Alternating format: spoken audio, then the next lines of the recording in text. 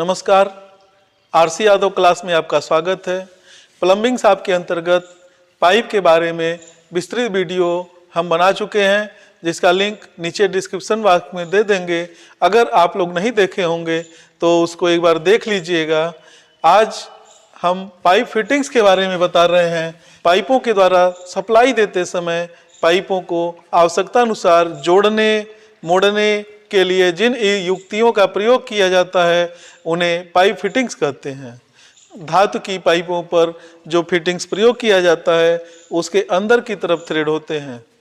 जिस साइज की पाइप होती है उसी साइज के पाइप फिटिंग्स का प्रयोग किया जाता है।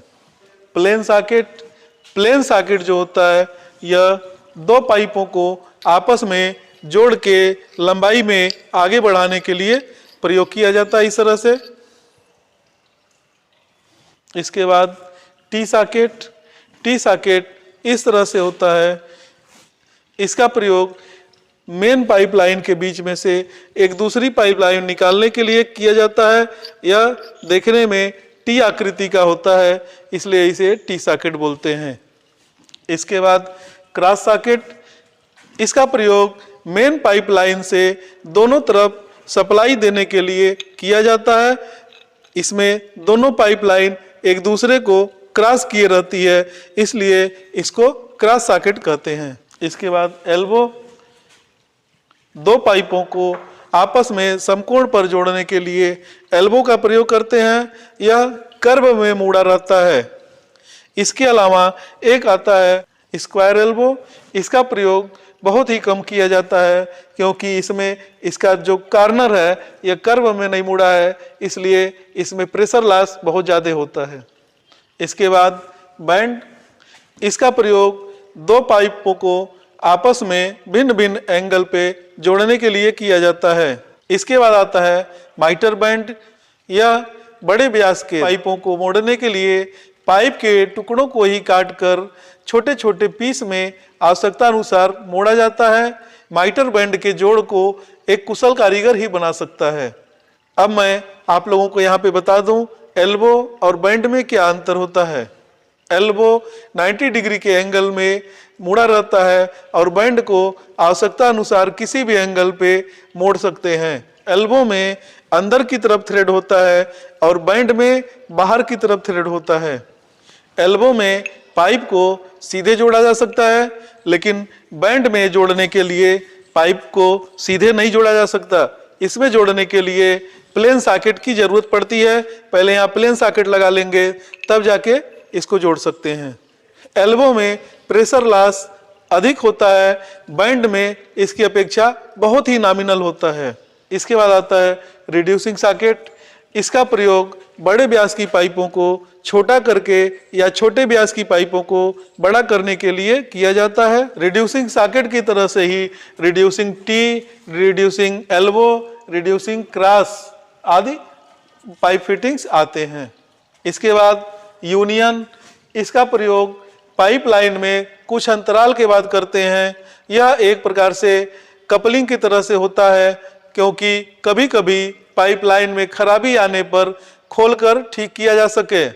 अन्यथा पाइपलाइन के खराब होने पर अंतिम किनारे से खोलते हुए आते हैं, तब जाके पाइप को ठीक करते हैं, फिर टाइट करते हैं।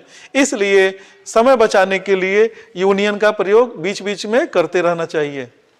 इसके बाद प्लग, इसका प्रयोग सप्लाई को बंद करने के लिए किया जाता है। भविष्य में जब आवश्यकता हो तो इसे निकालकर सप्लाई को आगे बढ़ा सकते हैं। यह इंटरनल और आउटर दोनों प्रकार के थ्रेड में आता है।